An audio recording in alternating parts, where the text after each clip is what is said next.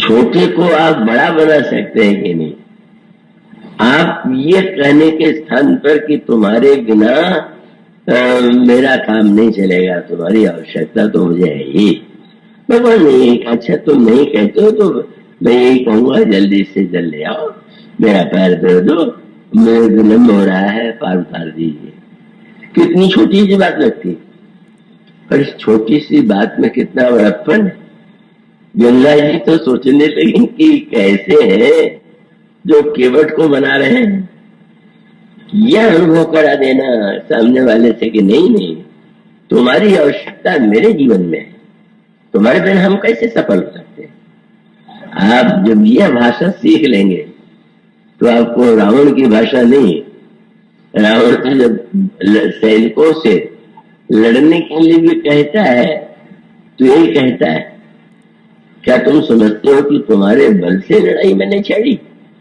अरे मेरे भुज बल मैं बैर बढ़ावा, नहीं हो उतर जो रुक चढ़ियावा। अपने भुजाओं के बल से लड़ाई छड़ी है, और अगर शत्रु आया है तो हम उसको शिक्षा देंगे। और तुमसे लड़ने के लिए तो इसलिए कह रहे कि हम चाहते हैं कि तुम्हें भी सौभाग्य मिले, नहीं मुझे तुम्हारी कोई आवश्यकता नहीं। तो रावण की यह भाषा और भगवान राम की इस भाषा के अंतर को तो आप समझिए, यहीं से प्रारंभ हो जाता है। भगवान जो यात्रा प्रारंभ कर रहे हैं, पहला वार्तालाप ही अनोखा था, और फिर उसके बाद फिर वो शब्द आता है जब केवट ने मुस्कुरा करके प्रसन्न होकर के चरण धोए, पी लिया, पितरों को पार पहुंचा दिया। महाराज आप तो जानते ही हैं, हम तो ऐसे नाविक हैं, और आपका स्वभाव भी मैंने सुना है कि आप में बड़े छोटे का भेद नहीं। तो अब इसलिए पहले जो पहले यात्री हैं उनको पहुंचाऊंगा और बाद में आप। आश्चर्य, पहले यात्री कौन थे? वो समीर पद पखारी, जलपान करी आप सहित परिवार, और पितर पार कर। बेचारे पितर जो थे गंगा में ही सारे पाप करते थे, वो खड़े थे, मुक्त नहीं हुए थे, सारे पितरों को पार कर दिया और प्रसन्न होकर के पार ले गया। और ले जाने के बाद चरणों में उतर करके दंडवत किया, और दंडवत के बाद वो जो दृश्य आया वही रामायण का दर्शन है। श्री राम को संकोच है कि केवट ने मुझे पार उतारा है, उतराई देना चाहिए। उतराई, इनाम नहीं, उत्कोच नहीं। आप किसी को कुछ अधिक दे दे तो आप कहते हैं लो मैंने इनाम दिया। एक बार भी भगवान ने कहा मैं इसको पुरस्कार दूंगा। भगवान राम ने यही कहा, केवट उतरी दंडवत कीना, प्रभु सकुचे यही कछु नहीं दिया। मैंने कुछ नहीं दिया। और उसके बाद यही है कि इसे जाननी हारी, मन मुदरी मन मुदित अवतारी। सीता जी जो है तो प्रभु का हृदय, उनका हृदय समझ गई, धीरे से अपने हाथ से मुद्रिका उतार करके प्रभु को दिया। पर कैसे दिया किसी ने नहीं देखा। ये नहीं कि चल दीजिए, आप नहीं दे पा रहे मैं दे रहे हूं, आपने दे दिया। और उसके बाद जब केवट ने कहा, प्रभु ने कहा, और शब्द भी एक एक कितने सावधानी के, इनाम बिल्कुल नहीं। इनाम माने जिसने काम किया उससे ज्यादा आपने दिया। भगवान कहते हैं कि बस प्रभु ने मन मुदरी मन उदित मन मुदित उतारी, और कहो कृपालु ले उतराई। नहीं उतराई ले लो। उस समय केवट ने जो कुछ कहा वही सही विकास। केवट सबसे नीचे वर्ग का माना जाता था। केवट को लोग ऐसा मान के चलते थे सबसे हीन है, और जो पुनर्जन्मवादी थे वे समझते थे पूर्व जन्म में कोई पाप किया होगा तो निषाद बना है। श्री राम क्या करते हैं?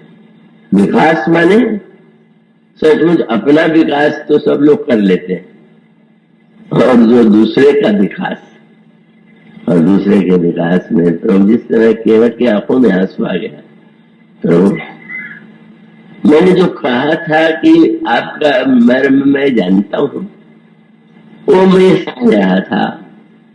आपके स्वभाव को, शील को देख कर मैं समझ गया कि आज आपने मुझे मेरे जीवन से निराकृत कर दिया। किसको? बोले नाथ आज मैं काह न पावा मिटे दोष।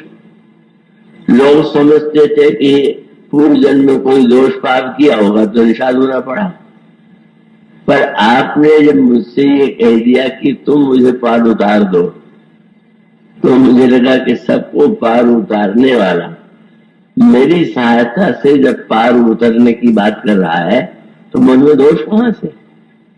और प्रभु, मैंने दरिद्रता की बात कही तो दरिद्रता तो उसी से मिट गई कि आप किनारे पर खड़े हो गए और आकर के आपने ये कहा होता कि केवट जो मांगोगे मैं तुम्हें दूंगा, पर आपसे नहीं, आपने ऐसा बिल्कुल नहीं कहा। आपने कहा केवट मुझे चाहिए, तुम नाव दो।